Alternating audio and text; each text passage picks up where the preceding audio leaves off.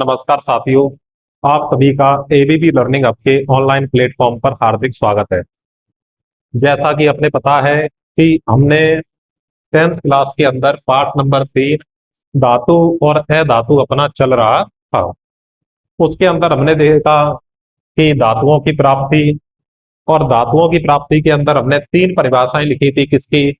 खनिज की, अयस्क की, और हमने लिखी थी किसकी? गैंग की। आज अपने पढ़ेंगे किसके बारे में? कि धातुओं का निष्कर्षण। अगला अगली जो हमारी हेडिंग होगी वो है धातुओं का निष्कर्षण।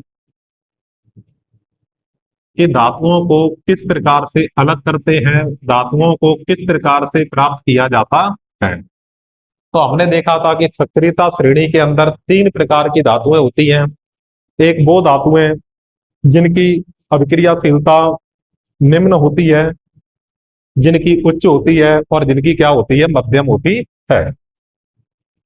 कि अपने यहां पे लिख सकते हैं कि अभिक्रियाशीलता के आधार पर, अभिक्रियाशीलता के आधार पर धातुओं को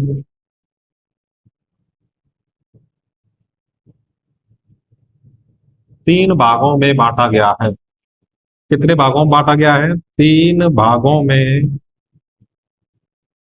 बांटा गया है। तो तीन भाग कौन कौन से होंगे? पहले भाग का नाम है कम अभिक्रियाशील धातुएं। कम को अपने क्या बोल सकते हैं? कि निम्न अभिक्रियाशील धातुएं, मध्यम अभिक्रियाशील धातुएं, और उच्च अभिक्रियाशील धातुएं। जो सक्रियता श्रेणी में सबसे ऊपर आती हैं वो होती हैं अपने उच्च अभिक्रियाशील। बीच में आती है वो मध्य क्रियाशील, और जो नीचे आती है उसको अपने क्या बोलते हैं? निम्न। नीचे आती है उसे निम्न, और ऊपर आएगी वो उच्च। तो सबसे पहले अपने इसको देखते हैं कि निम्न क्रियाशील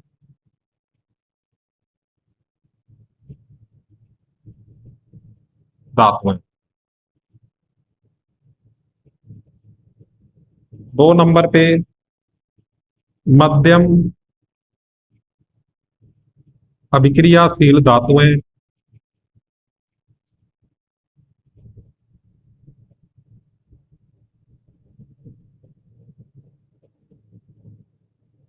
और तीन नंबर होगा कि तीन नंबर पे कौन सा होगा? उच्च अभिक्रियाशील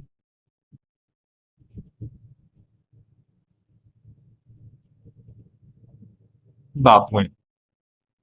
अब अपने इन तीनों को वन बाय वन अच्छे तरीके से पढ़ेंगे। जैसा कि मैं आपको बताऊं कि निम्न अभिक्रियाशील धातुएं कौन कौन सी होती है। तो एक तो आ जाएगा Cu, यानी कॉपर। Au, सोना। और उसके बाद में Ag, इसको बोलते हैं अपने सिल्वर। इनके नाम मैंने पिछली क्लासों में भी आपको लिखवा रखे हैं। और एक होता है Pt, और Pt का नाम क्या होता है? प्लेटिनम। प्लेटिनम। ये धातुएं हो गई।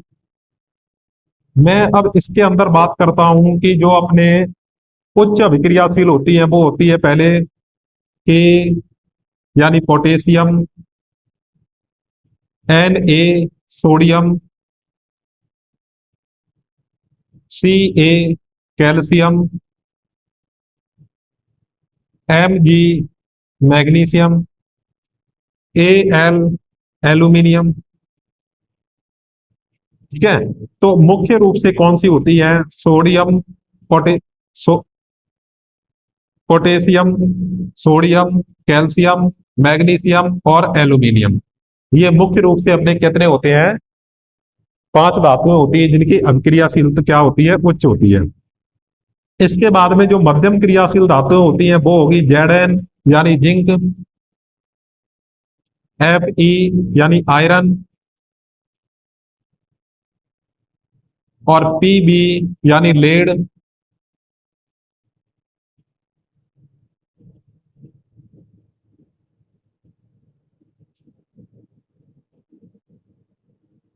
और H इसमें और जोड़ सकते हो, इसका मतलब होता है हाइड्रोजन। ठीक है, तो इतना आप एक बार लिख सकते हो।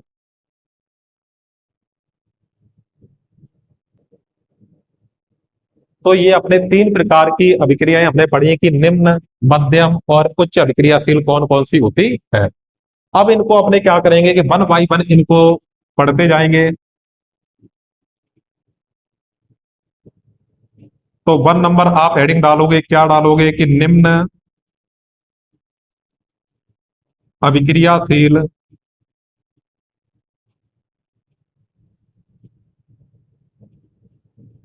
ये क्रियाशील को आप अभिक्रियाशील बना देना कि अभिक्रियाशील धातुएं की सक्रियता श्रेणी में नीचे पाई जाने वाली धातुओं की क्रियाशीलता निम्न होती है, अतः यह स्वतंत्र अवस्था में पाई जाती है। तो आप लिखो यहां पे कि सक्रियता श्रेणी में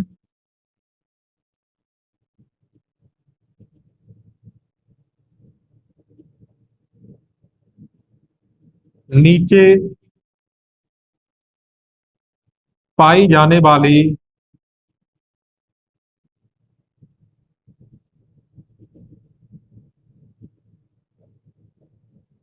धातुओं की क्रियाशीलता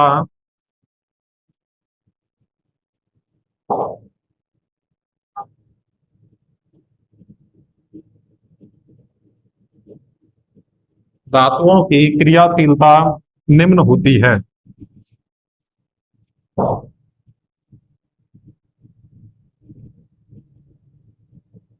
इन धातुओं की क्रियाशीलता क्या होती है, निम्न होती है। अतः ये धातुएं, और कौन कौन सी होगी, सोना, चांदी, कॉपर और पीटी यानी प्लेटिनम। तो ये धातुएं स्वतंत्र अवस्था में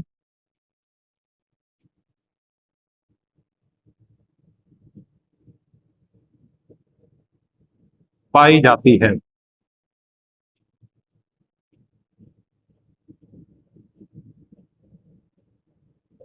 स्वतंत्र अवस्था में पाई जाती है। और ये धातुएं होती हैं वो सल्फाइड या ऑक्साइड के अयस्क के रूप में मिलती हैं।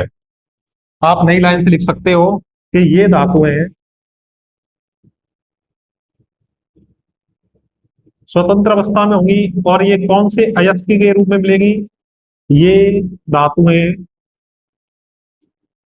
सल्फाइड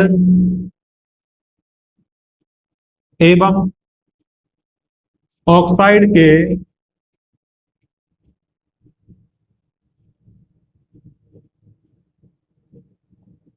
अयस्क के रूप में विद्यमान होती है।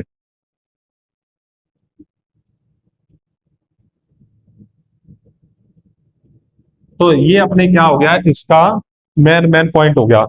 कौन सी धातुएं, सोना, चांदी, कॉपर और प्लेटिनम, ये या तो मिलेगी हमें सल्फाइड एस के रूप में, और या मिलेगी ऑक्साइड एस के रूप में विद्यमान होती है, और यह स्वतंत्र अवस्था में पाई जाती है। इसके बाद में अपने दो नंबर पढ़ेंगे मध्यम क्रिया अभिक्रियाशील धातुएं, कि ऐसी धातुएं जिनकी क्रियाशीलता मध्यम होती है।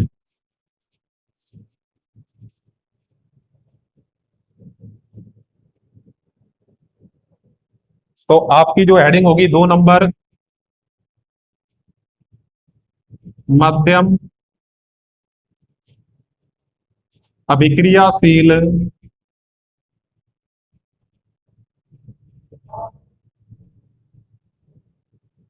धातुएं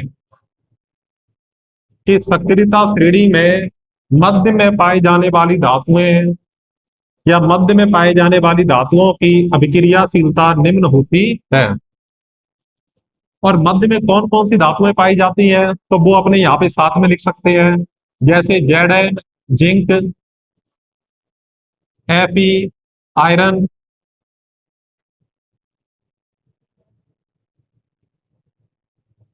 पीबी, लेड, और अपने इसमें एच को भी काउंट कर सकते हैं। मुख्य रूप से ये तीन धातुएं होंगी, जिंक, आयरन और लेड, और इसमें अपने हाइड्रोजन को भी ऐड कर सकते हैं।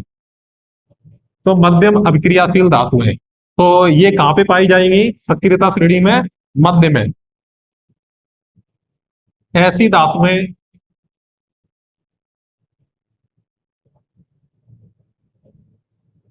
जो सक्रियता श्रेणी में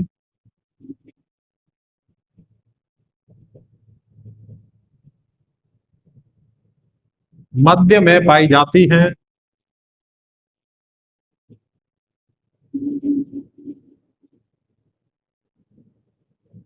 उनकी अभिक्रियाशीलता मध्यम होती है, मध्य में पाई जाती है।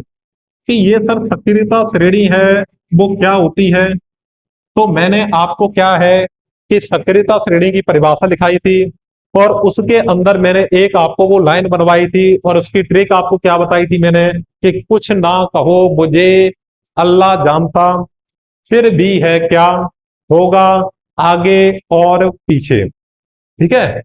तो मैं आपको सक्रियता श्रेणी के बारे में पहले क्लासों में, लास्ट क्लासों में बता चुका हूं। इसके अंदर क्या है कि इनमें जो अयस्क होते हैं, चलो इसमें ये देखते हैं कि यह स्वतंत्र अवस्था में नहीं होती, ये भी स्वतंत्र अवस्था में पाई जाती है। ठीक है। और ये कौन कौन से अयस्कों के रूप में विद्यमान होती है, तो सल्फाइड, कार्बोनेट और ऑक्साइड। तो मैं लिखता हूं ये धातुएं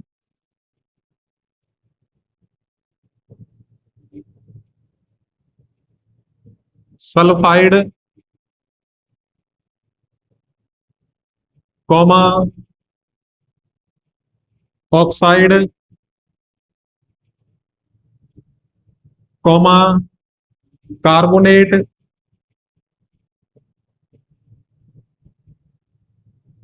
अयस्क के रूप में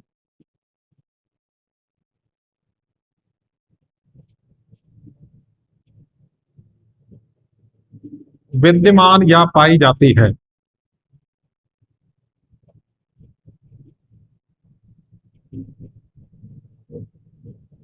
पाई जाती है। तो ये इनके रूप में पाई जाती है, कौन कौन से? एक तो सल्फाइड होगा, ऑक्साइड होगा और कार्बोनेट अयस्क होगा, इन तीनों के रूप में। अब जो तीसरी हेडिंग होगी वो है अपनी कौन सी? उच्च अभिक्रियाशील धातुएं। मेरे साथ साथ में आप हेडिंग डाल सकते हो कि उच्च अभिक्रियाशील धातुएं कौन कौन सी होती हैं?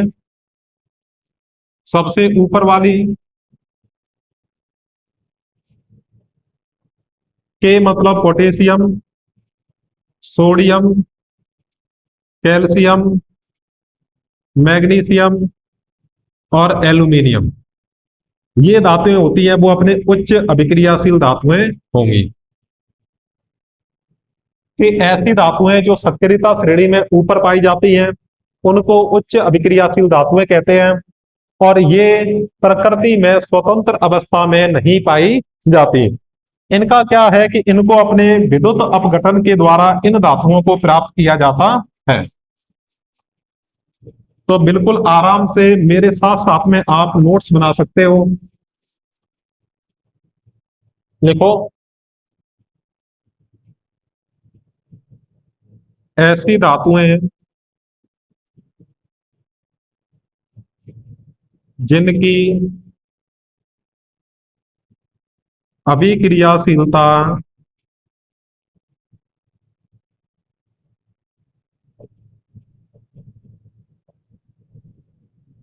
उच्च होती है,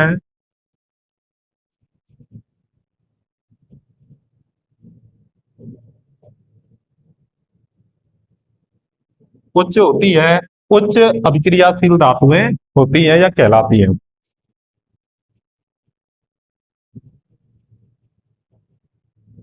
तथा सक्रियता श्रेणी में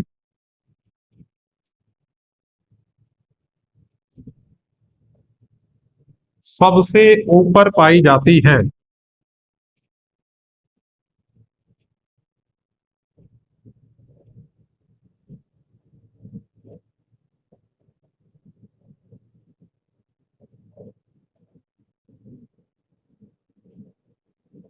ये धातुएं, नई लाइन से लिखेंगे, प्रकृति में स्वतंत्र अवस्था में नहीं पाई जाती।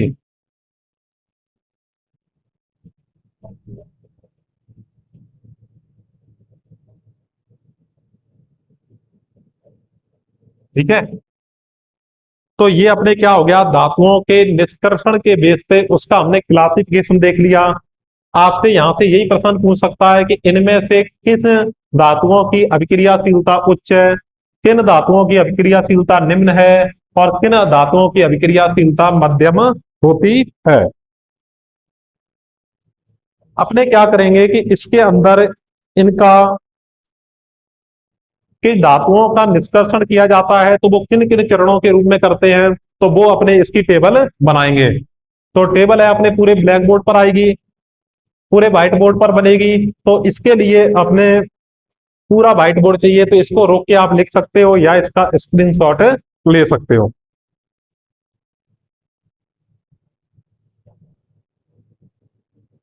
तो आपने इसको लिख लिया होगा। अब अपने क्या है कि धातुओं के निष्कर्षण की विधियों का किस प्रकार से करते हैं, तो उसका अपने चरण वाइज उसकी सारणी बनाएंगे। कई बार पेपर में वो 2 नंबर के 2 नंबर में पूछ ली जाती है।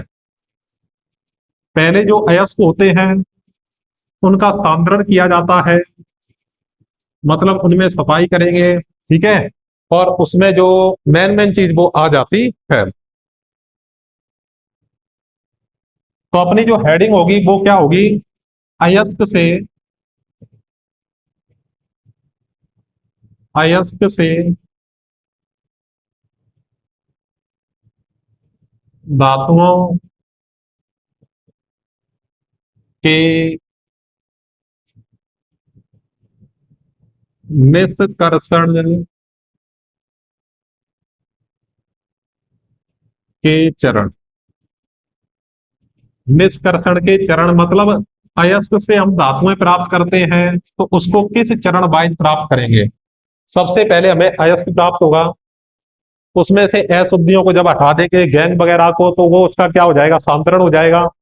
फिर वो 3 प्रकार की हमारे पास धातुएं बच जाएंगी, उच्च अभिक्रियाशील, निम्न अभिक्रियाशील और मध्यम अभिक्रियाशील। तो इतना अपने बनाते हैं। सबसे पहले क्या है, अयस्क। फिर हम दूसरे स्टेप में क्या करेंगे, अयस्क का सांद्रण,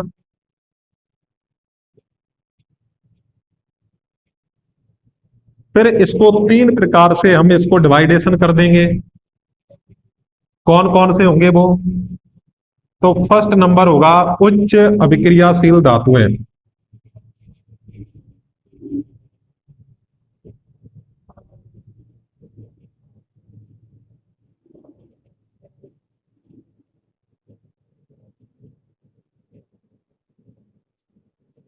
2 नंबर पे मध्य अभिक्रियाशील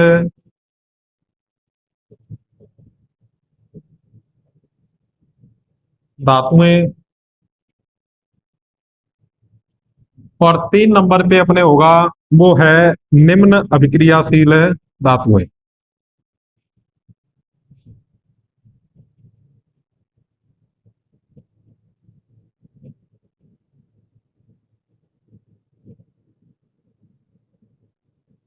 निम्न अभिक्रियाशील धातुएं। जो उच्च अभिक्रियाशील धातुएं हैं वो प्रकृति में स्वतंत्र अवस्था में नहीं पाई जाती। ठीक है, तो उनको अपने किस प्रकार से प्राप्त करते हैं? तो सबसे पहले उनका अपने क्या करेंगे, गलित अवस्था में जो धातुएं होंगी, तो गलित अवस्था में धातुओं का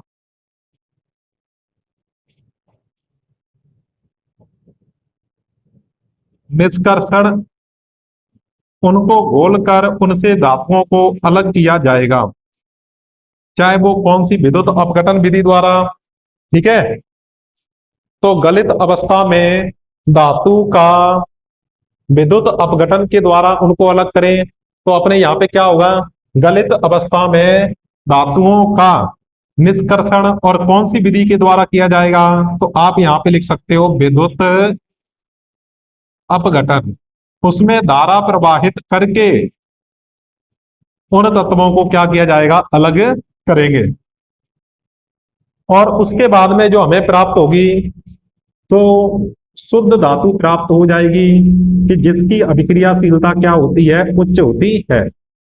सिंपल सा मेथड है कि अगर आपसे ये पूछ लिया जाए कि उच्च अभिक्रियाशील धातुओं का निष्कर्षण किस प्रकार किया जाता है, तो आप कहोगे विद्युत अपघटन। और विद्युत अपघटन कौन सी अवस्था में होगा, गलित अवस्था में। हम इसको ऐसे ही बोल सकते हैं कि गलित धातुओं का विद्युत अपघटन। जिनकी क्रियाशीलता मध्यम होती है, उनमें दो प्रकार के अयस्कों के रूप में वो धातुएं विद्यमान होती हैं। कौन कौन से? एक तो होगा सल्फाइड और एक कौन सा अयस्क होगा, कार्बोनेट।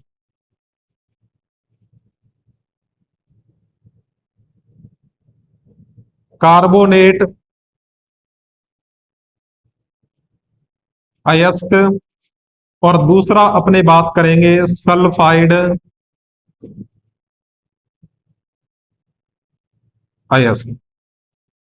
सल्फाइड अयस्क को अपने वर्जन विधि के द्वारा अलग कर सकते हैं। तो इसमें जो कई बार यहां से प्रश्न भी आ जाता है कि सल्फाइड अयस्क से धातु प्राप्त करने की विधि का नाम बताइए। तो वो विधि का नाम क्या होगा, वर्जन विधि।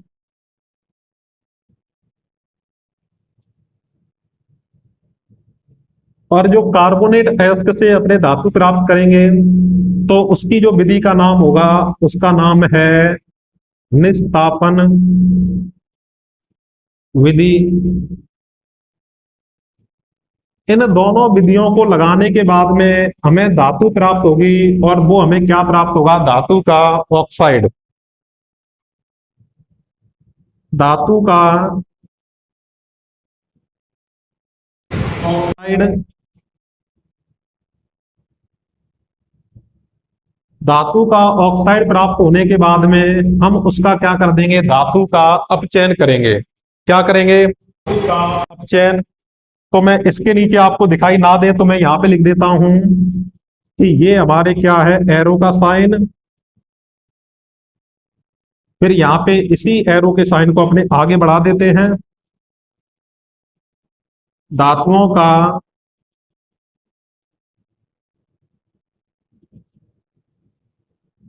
अपचयन, या अपने इसी में क्या होगा आगे, धातुओं का शोधन। अपचयन करने के बाद में धातुओं का क्या हो जाएगा, शोधन। तो इसमें आपको मेन मेन यही ध्यान रखना है कि जिनकी अभिक्रियाशील मध्यम होगी, मध्यम अभिक्रियाशील होंगे, उनमें दो प्रकार के अयस्क होते हैं। एक तो सल्फाइड अयस्क और एक कार्बोनेट अयस्क। सल्फाइड अयस्क होगा उसमें भर्जन विधि, और कार्बोनेट होगा उसमें निस्तापन विधि। तो दोनों के द्वारा हमें क्या प्राप्त होगा, ऑक्साइड। धातु का ऑक्साइड होगा। फिर ऑक्साइड का क्या कर देंगे, अपचयन करेंगे, और अपचयन करने के बाद में वो अपने क्या बन जाएगा, धातुओं का शोधन किया जाता है। तो इस प्रकार हमें शुद्ध धातु प्राप्त होती है। जो निम्न अभिक्रियाशील धातुएं होती हैं, उनमें जो अयस्क है वो किसके रूप में पाया जाता है, सल्फाइड अयस्क के रूप में।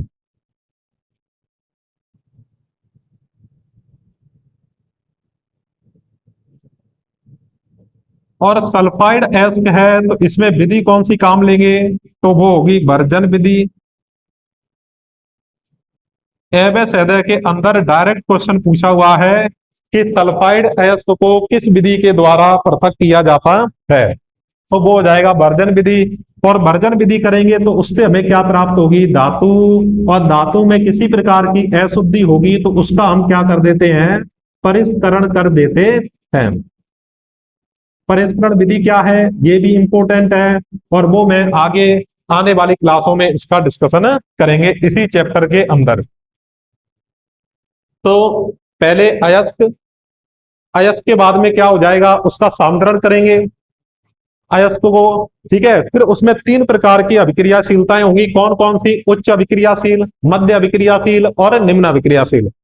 उच्च अभिक्रियाशील होगा उसका अपने क्या करने वाले हैं, गलित अवस्था में धातु का विद्युत अपघटन करवाएंगे और उससे हमें शुद्ध धातु प्राप्त होगी।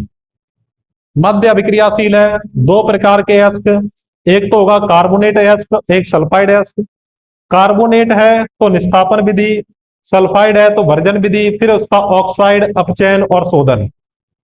निम्न अभिक्रियाशील धातुएं होती हैं, उनमें सल्फाइड अयस्क, भर्जन विधि, धातु प्राप्त होगी और फिर उसका क्या कर देंगे, परिष्करण विधि। परिष्करण विधि किन प्रकार की धातुओं में यूज ली जाती है, तो निम्न अभिक्रियाशील धातुओं के रूप में। उच्च अभिक्रियाशील धातुओं में क्या करवाया जाता है, विद्युत अपघटन करवाया जाता है। अब अपने क्या करेंगे कि सबसे पहले कि सक्रियता श्रेणी में नीचे आने वाली धातुओं का निष्कर्षण किस प्रकार करते हैं, तो वो अपने वन बाई वन करेंगे। तो ये पेपर वाले अपने पेपरों में एग्जाम में ये 2 नंबर की आपसे सारणी पूछ लेते हैं। इसके नीचे क्या होगा, ये साइन होगा और फिर वो आप आगे ये चीज भी इसके नीचे आएगी। तो एक बार इसका स्क्रीनशॉट या आप इसको बना सकते हैं।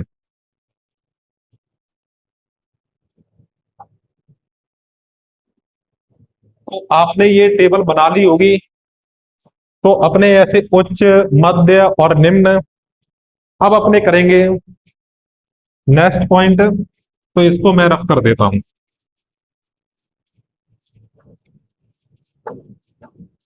आगे आप हेडिंग डालना चाहो तो हेडिंग डाल दो, सक्रियता श्रेणी में नीचे आने वाली धातुओं का निष्कर्षण।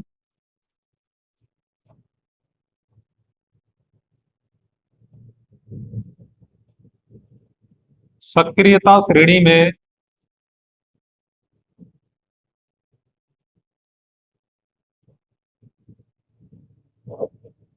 नीचे आने वाली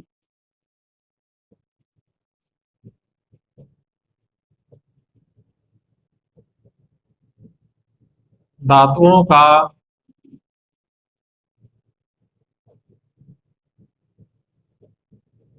निष्कर्षण। आप ये बताओ कि जो नीचे धातुएं होती है वो कौन से अयस्क के रूप में पाई जाती है। नीचे वाली जो धातुएं होती हैं वो सल्फाइड या ऑक्साइड अयस्क के रूप में पाई जाती है।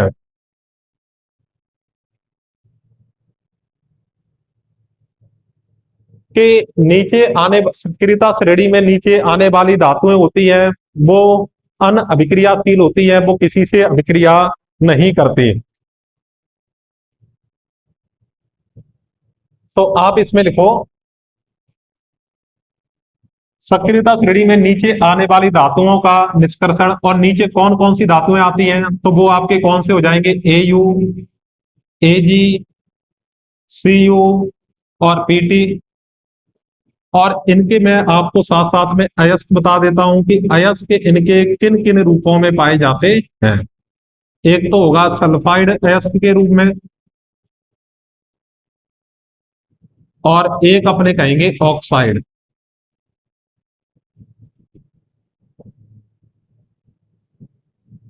अयस्क के रूप में। दो हो गए।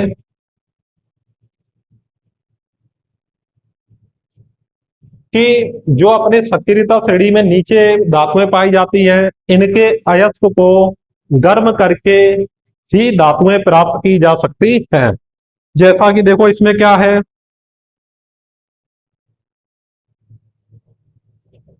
कि इन धातुओं को इन धातुओं के कौन से अयस्क हैं, सल्फाइड,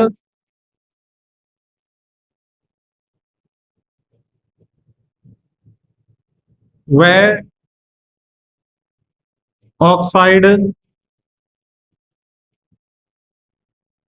अयस्क को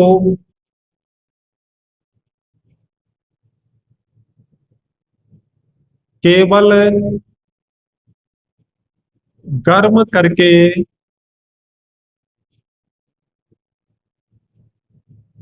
धातु प्राप्त की जा सकती है। कि इनको केवल अपने गर्म करेंगे और गर्म करके ही इनसे धातु प्राप्त की जा सकती है।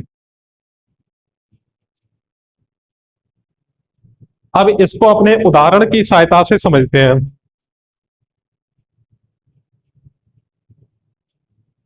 और उदाहरण इसका होगा वो क्या है, इंपोर्टेंट है। जैसे सेनाबार क्या होता है, HgS, mercuric sulphide, cinnabar mercury या पारा का अयस्क है।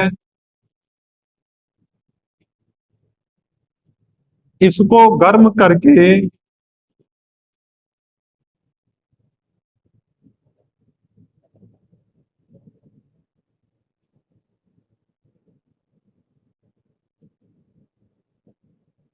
मर्क्यूरिक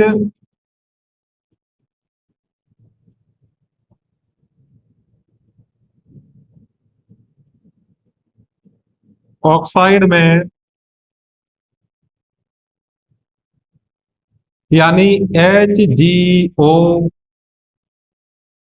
में परिवर्तित किया जाता है।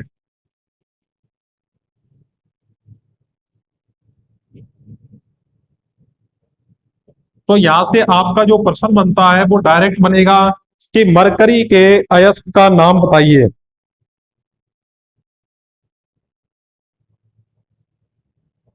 मरकरी के अयस्क का नाम बताइए, तो वो क्या बताओगे आप, सिनाबार बताओगे। चलो मैं यहां पे लिखता हूं HgS। ठीक है, इसको मुझे क्या करना है, गर्म करेंगे और गर्म करने पर ये ऑक्सीजन के साथ अभिक्रिया करेगा और इसका आपने क्या करवा दिया, तापन। तो एक तो कन्फर्म है कि मर्क्यूरिक ऑक्साइड बनेगा, तो HgO प्लस में क्या बनेगा, सल्फर का ऑक्साइड यानी सल्फर डाई ऑक्साइड बनेगा। कि मर्क्यूरिक ऑक्साइड को और अधिक गर्म करने पर, और अधिक गर्म करेंगे तो ये किस में परिवर्तित हो जाएगा, मरकरी धातु में परिवर्तित हो जाता है। तो यहां पे लिख दूं मैं कि मर्क्यूरिक ऑक्साइड को, और मर्क्यूरिक ऑक्साइड क्या होगा, HgS, वो आएगा यहां पे मर्क्यूरिक ऑक्साइड को अधिक ताप पर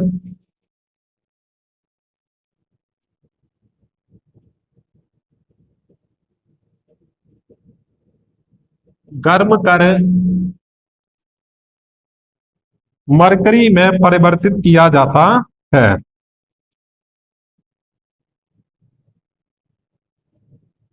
बदला जा सकता है, बदला जाता है। तो देखो इसकी समीकरण सेम इसी तरीके की होगी, HgO प्लस में, या सीधा इसको हमने क्या कर दिया, गर्म कर दिया, और गर्म करने के बाद में यहां पे क्या बनेगा, Hg यानी मरकरी, और मरकरी के साथ में क्या बनेगी, क्या बनेगा यहां पे, ऑक्सीजन गैस बनेगी, ऑक्सीजन गैस और ये हमने ऊपर का साइन दिखा दिया। तो पहले इसमें इंपॉर्टेंट यही है, सिनाबार HgS मरकरी सल्फाइड या मर्क्यूरिक सल्फाइड होगा। ये किसका अयस्क होता है? मरकरी या पारे का अयस्क होगा। इसको जब गर्म करेंगे तो mercury mercury oxide mercuric oxide बनेगा। और अधिक ताप पर गर्म करेंगे तो इसमें से ऑक्सीजन भी बाहर निकल जाएगी और क्या बच जाएगा? सिर्फ Hg यानी मरकरी बचेगा। तो एक बार इसको आप उतार सकते हो।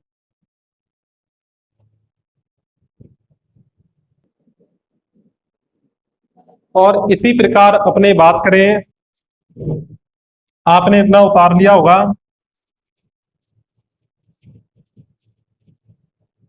एक होता है अपने कॉपर का अयस्क होता है कि Cu2S, कॉपर सल्फाइड के अयस्क को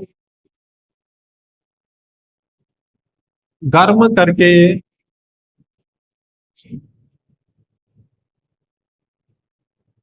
गर्म कर धातु प्राप्त की जा सकती है, प्राप्त की जाती है। इनको बस गर्म करके ही जो अपने जिनकी अभिक्रियाशीलता क्या होती है? निम्न होती है, उनको गर्म करके उनके किसमें परिवर्तित कर देते हैं? धातु प्राप्त की जाती है। और ये जो विधि होती है उसको अपने क्या बोलते हैं? वर्जन विधि। कॉपर सल्फाइड Cu2S ऑक्सीजन के साथ अभिक्रिया करवाई और इसका हमने क्या किया? तापन गर्म कर दिया। तो ये बदलेगा किसमें? अंदर कॉपर ऑक्साइड प्लस में CuO प्लस में क्या बनेगा? SO2 बनेगा। सल्फर डाइऑक्साइड का निर्माण होगा। देखो यहाँ पे Cu2S प्लस में O2 Cu2O होगा, क्योंकि यहाँ पे ऑक्सीजन की संयोजकता होगी, वो क्या होगी? 2, वो इसके पैर में जाएगी। कॉपर ऑक्साइड है, वो वापस कॉपर सल्फाइड के साथ में अभिक्रिया करेगा। तो यहां से हमें कॉपर धातु प्राप्त होगी और प्लस में वही कॉपर सल्फाइड प्राप्त होने वाला है।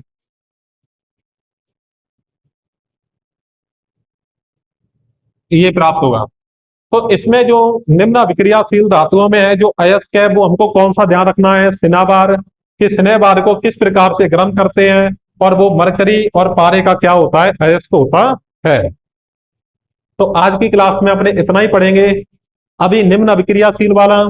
फिर उसके बाद में अपने पढ़ेंगे कि मध्य की सक्रियता श्रेणी में मध्य में पाई जाने वाली धातुएं हैं, उनका किस प्रकार से निष्कर्षण करते हैं। और फिर उच्च अभिक्रियाशील धातुओं का निष्कर्षण है वो किस प्रकार से करेंगे, वो अपने पढ़ेंगे अगली क्लास में। अगर आप इस चैनल पर नए हो तो एबीबी लर्निंग हब के यूट्यूब चैनल को सब्सक्राइब करो, ताकि आने वाली वीडियो की नोटिफिकेशन आपको प्राप्त होती रहे। धन्यवाद।